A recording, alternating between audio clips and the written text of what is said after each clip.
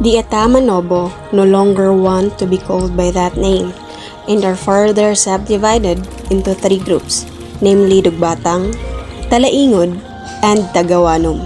They are found in the northwestern portion of Davao del Norte, as well as in Bukidnon and Compostela Valley. Generally identified as the Atas of Davao, they are concentrated mainly in the municipalities of Talaingod, Asuncion, and Capalong, with an estimated population of 30,000. According to anthropologist Faye Cole, the name Ata refers to a person who dwells in very high places or at the peak of the mountain. The recognized village leaders are the Dato, Barangay Captain, Purok leaders, and religious leaders. They also recognize government leaders, especially if the mayor is also the tribal council chief. Social structure is based on kin relationship, and in the past, leadership was given to the oldest married family member. Now they have set some codifications. The Dato is given more respect and has more authority.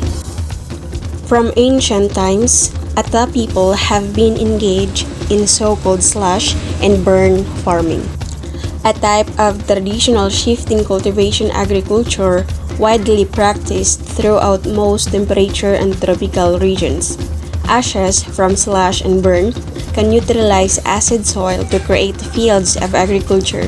However, once cultivated in this way, the land may lose its fertility in a few years, and it will take many more years to return to the former rich forest and woodland. Thus, one problem is that slash and burning farming requires a vast area of land. For that, they moved from one place to another every few years.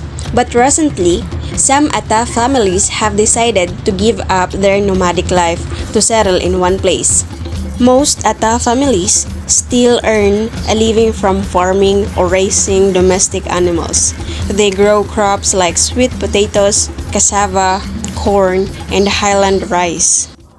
Ata people believe in God in everything in nature, and the supreme god of the gods is called Manama. They believe that each god in nature could send invisible fairies or wheel spirits upon any aspect of human life to do something good or something bad for them.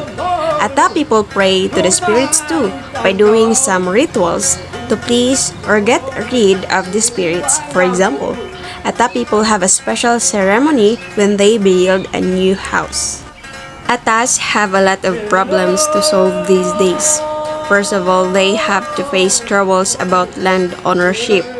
Never did Ata people think of such an idea that an individual could possess land, as they believe that any land should belong to God and is given by God. The more fields and forests are developed and roads are constructed, and the bigger the number of settlers from urban areas becomes, the less land is left for the Atas to practice traditional shifting cultivation. Thus, they have to move to remote places high in the mountains. For thousands of years, Ata people have been self-sufficient, but recently, they have to go and sell their crops in urban market or take unemployment in a big plantation so as to make money for a living. They make very little profit on the farm products and are paid very little for their hard work on the plantation. So most Ata families are very poor. Ata people also often face discrimination from urban dwellers, partly because of their ethnicity and partly because they are very poor. The tribe lived in huts made from tree barks and branches with leaves as their roof, change every rainy season. Sometimes, the elders would go out into the nearby village to sell fiber harvested from abaca. Education is another big problem to them. Many Ata children still don't go to school. Some children are forced to do household work, and others live too far away to go to school. Many parents can't read and write themselves, and they don't place much or no importance on education.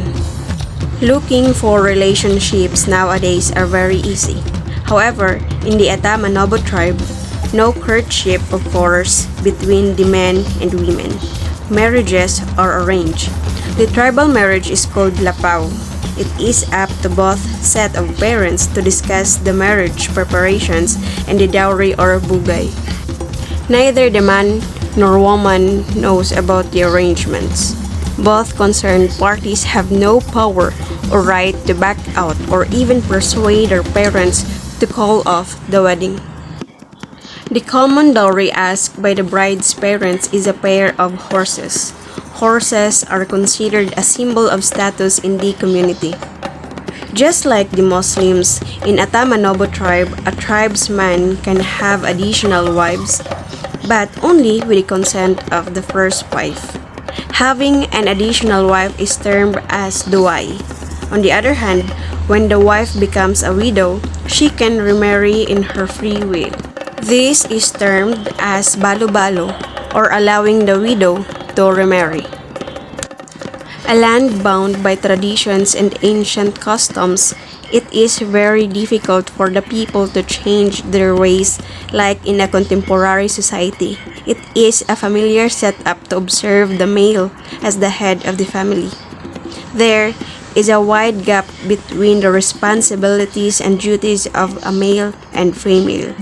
Females do all the household chores, cooking, washing of clothes, cleaning the house, and taking care of the children.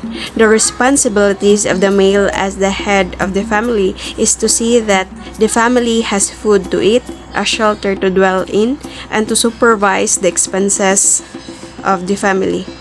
They do the hunting for food, build shelter, and work to earn money.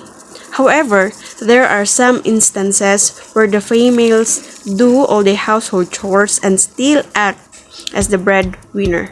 This holds true when the male has given a big dowry to the family during the wedding. This is the way of paying back what the male has given.